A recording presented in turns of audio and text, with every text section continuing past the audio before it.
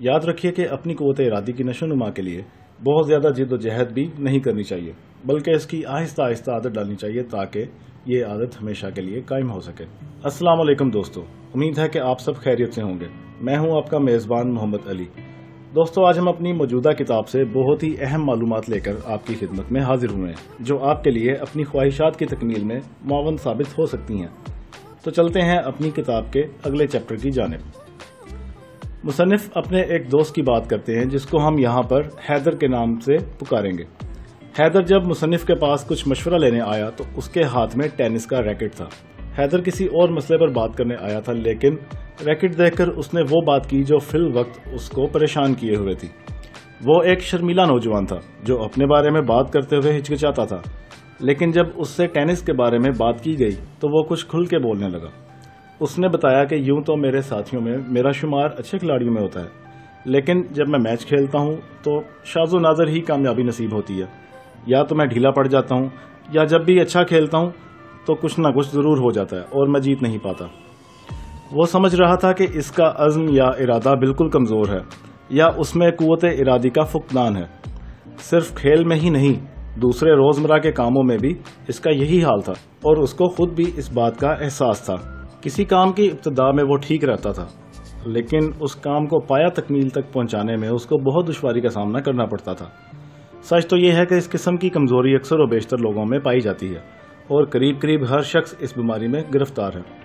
یہاں سوال یہ ہے کہ اس کے لیے آخر کیا کرنا چاہیے؟ اس کا کوئی علاج بھی ہے یا نہیں؟ شروع میں حیدر اپنے دل کو یہ کہہ کر تسلی دیتا تھا کہ وہ پیدائشی طور پر ایسا ہی ہے، لیکن بڑے ہونے کے بعد اس کو محسوس ہوا کہ یہ ایک عذر ہے یا مسئلہ ہے جو اس میں موجود ہے۔ اپنے والدین کے 5 بچوں میں سے وہ سب سے بڑا تھا۔ اس سے 2 چھوٹی بہنیں تھیں اور ان سے چھوٹے 2 بھائی۔ سب سے بڑا ہونے کی وجہ سے اس کو ماں باپ اور بہنوں کی طرف سے ایک خاص مقام حاصل تھا، اور اپنے حق کے لیے اس کو کبھی جدوجہد بھی نہیں کرنا پڑی تھی۔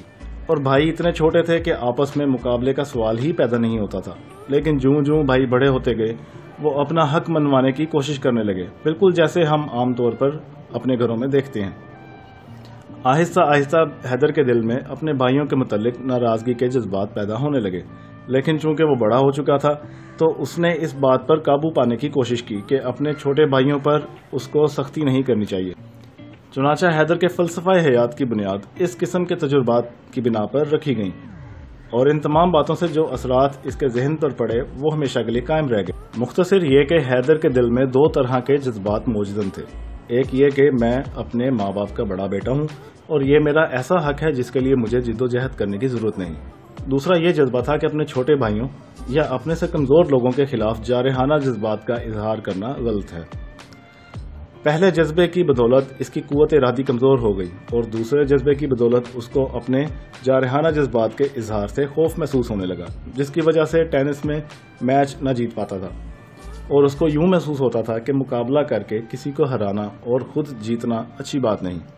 لہٰذا وہ اپنی کیفیت کو اپنی بالغ سمجھ بوجھ کی روشنی میں بھی درست قرار دینے کی کوشش کرنے لگا تھا۔ قوت ارادی کی کمی دراصل ایک مزاجی کیفیت ہے، اور اس میں ترمیم کرنا ممکن ہے۔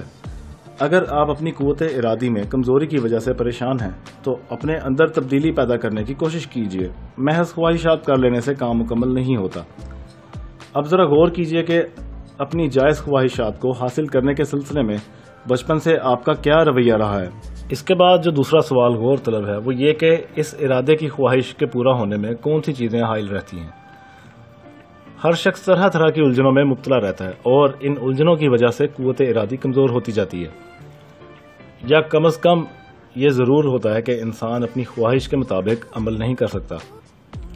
چنانچہ حیدر کو بھی رفتہ رفتہ اپنے بارے میں اس بات کا شعور ہو گیا کہ میچ جیتنے کی خواہش اور کامیابی کے درمیان ایک کشمکش یہ تھی کہ وہ اپنے دل میں ایک بے جا احساس جرم برقرار رکھے ہوئے تھا۔ تو آہستہ آہستہ مشق کرنے سے وہ کامیابیاں حاصل کرنے لگا، اور میچ کے دوران اس کا جوش بھی برقرار رہا اور احساس جرم بھی باقی نہ رہا۔ اگر انسان کو کامیابی حاصل کرنا ہے تو اپنے اندر موجود جارحانہ جذبات کو بغیر کسی احساس جرم کے قبول کر لے، بالکل ایسے جیسے احساس محبت کو قبول کر لیا جاتا ہے۔ انسان ان جذبات کو قبول کر کے ان کو بطور ہتھیار استعمال کر سکتا ہے۔ جب انسان اپنے جذبات کو سمجھ لیتا ہے تو وہ حقیقت میں ان کی مناسبت سے نظم و ضبط پیدا کر لیتا ہے۔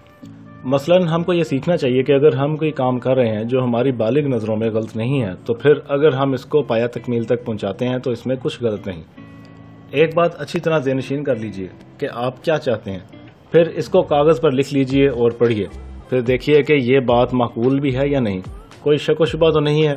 اگر آپ کو ذرا بھی خیال محسوس ہو کہ یہ ٹھیک نہیں ہے یا اس کے ساتھ کوئی احساس جرم چھپا ہے تو مزید جانچ پڑتال کیجیے اور یہ پتہ چلائیے کہ جو لکھا ہے وہ واقعی صحیح ہے یا غلط۔ مختصر یہ کہ ہر طرح کی ہچکچاہٹ اور پس و پیش سے نجات حاصل کیجیے اور اصلی معاملے کو بخوبی سمجھیے کہ نہایت ضروری ہے کہ جو آپ چاہتے ہیں وہ بہت اچھی طرح سے واضح ہو جائے۔ اس کے بعد آپ کی منزل یہ ہونا چاہیے کہ جو آپ چاہتے ہیں اس کی آپ کو عادت پڑ جائے۔ اس کے لیے ضروری نہیں کہ پرانی عادت کو ختم کیا جائے، بلکہ اپنے اندر ایک نئی عادت بھی پیدا کی جا سکتی ہے یا پرانی کسی فضول عادت سے بدلا جا سکتا ہے۔ خود کو اپنا عزم پایہ تکمیل تک پہنچاتا دیکھ کر آپ کی قوت ارادی کو تقویت ملے گی۔ اپنے مقصد کے حصول کے لیے اپنی خواہش اور سماجی فرائض کے درمیان ایک معقول توازن برقرار رکھیے اور اپنی خواہشات کے تصادم سے بچتے رہیے۔ مثلاً اگر آپ ایک وکیل بننا چاہتے ہیں اور اس بات کا ارادہ کر لیتے ہیں تو پھر آپ کو اپنی دوسری متضاد خواہشات جیسا کہ سنگر یا فلم ایکٹر بننا یا کرکٹر بننے جیسی خواہشات کو قربان کرنا ضروری ہے۔ ایک اور ضروری بات اس سلسلے میں یاد رکھیے کہ اپنی قوت ارادی کی نشو و نما کے لیے بہت زیادہ جد و جہد بھی نہیں کرنی چاہیے، بلکہ اس کی آہستہ آہستہ عادت ڈالنی چاہیے تاکہ یہ عادت ہمیشہ کے لیے قائم ہو سکے۔ مثلاً اگر آپ کو بہت زیادہ غصہ آتا ہے تو اچانک سے یہ اعلان ہرگز نہ کیجیے کہ بس آج سے میں غصہ نہیں کروں گا، کیونکہ ایسا کرنے سے آپ اپنے غصے پر قابو نہ رکھ پائیں گے اور پھر احساس جرم بڑھنے لگے گا۔